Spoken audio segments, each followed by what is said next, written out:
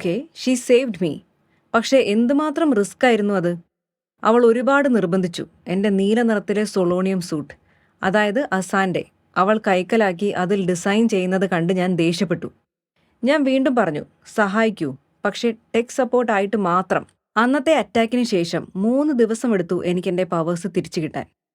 Doctor Vikram അല്ലെങ്കിൽ മെനേസിനെ കാണാനില്ലായിരുന്നു. ഒരു ദിവസം ഞങ്ങൾക്ക് സിഗ്നൽ കിട്ടി. ഇത്തവണ വളരെ കൂടുതലായിരുന്നു. മെനേസ് ആളുകളെ കൺട്രോൾ ചെയ്യുന്നു. അവരും അറ്റാക്ക് ചെയ്യാൻ തുടങ്ങുന്നു.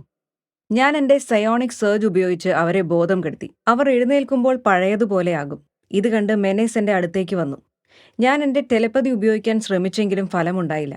ഇത്തവണയും അയാൾ എന്നെ കൺട്രോൾ ചെയ്യാൻ തുടങ്ങി. പെട്ടെന്ന് പിന്നിൽ നിന്ന് ഹേയ് എന്നൊരു ശബ്ദം. ഓ നോ, ആസ, അതും ആസാന്റെ സൂട്ടിൽ. അവളുടെ കയ്യിൽ ഒരു വലിയ FNP 90 പോലെ ഒരു ഗൺ. അതെ, ഒരു മോഡിഫൈഡ് ടീസർ ഗൺ. അവളത് മെനേസിന് നേരെ ഉപയോഗിച്ചു. അത് അയാളെ സ്റ്റണ്ടാക്കി. ഞാൻ നിലത്തിറങ്ങി ആസയും കൊണ്ട് പറന്നു. ഞാൻ എടുത്ത ഡാർക്ക് മാറ്റർ കൊണ്ടുതന്നെ ചാർജ് ആക്കിയതാണ് ആ ഗൺ.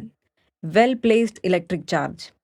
അത് കുറേ നേരത്തേക്ക് അയാളെ ഡിസേബിൾ ആക്കും. അങ്ങനെ ഞങ്ങൾ അയാളുടെ ഇന്നത്തെ പദ്ധതി പൊളിച്ചു. സബ്സ്റ്റേഷനിൽ നിന്നും പവർ പ്ലാന്റിൽ നിന്നും മാക്സിമം എനർജി അബ്സോർബ് ആക്കി ആളുകളെ കൺട്രോൾ ചെയ്ത് ആർമി ഉണ്ടാക്കാനായിരുന്നു അയാളുടെ നീക്കം. ഞങ്ങൾ റൂമിലെത്തി. ഞാൻ നല്ല ദേഷ്യത്തിലായിരുന്നു. ഒരു നീണ്ട ആർഗ്യുമെന്റിലേക്ക് പോയി ഞങ്ങൾ. നീ ഒരു അബ്സ്ക്യൂറൻ അല്ല എന്നും ഇത് റിസ്ക് ആണെന്നും ഞാൻ വീണ്ടും അവളോട് പറഞ്ഞു.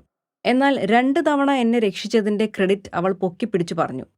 എനിക്കൊരു ഇന്റലിജൻസ് സപ്പോർട്ട് മാത്രം മതി എന്ന് പറഞ്ഞ് ഞാൻ കഥ കടച്ചു. അവൾക്ക് ഫീൽഡിലെ ത്രില്ല് കിട്ടിയിരിക്കുന്നു. അവൾ ഇനിയും വരും, ഒരുപക്ഷെ എൻ്റെ ഒരു സഹായവുമില്ലാതെ. പിറ്റേന്ന് എൻ്റെ ബർത്ത്ഡേ ആയിരുന്നു, എൻ്റെ 27th ബർത്ത്ഡേ. എനിക്ക് കേക്കുമായി അസ വന്നു. എന്നാൽ ഹാപ്പി ബർത്ത്ഡേ പ്രതീക്ഷിച്ചിരുന്ന ഞാൻ കേക്കിൽ കണ്ടത് പ്ലീസ് അലൗ മീ എന്നാണ്. ഞാൻ ആ കേക്ക് കണ്ട് ചിരിച്ചു. ഒരുപക്ഷെ എനിക്ക് ചിലപ്പോൾ അവളുടെ സഹായം വേണ്ടിയിരുന്നു കാണും.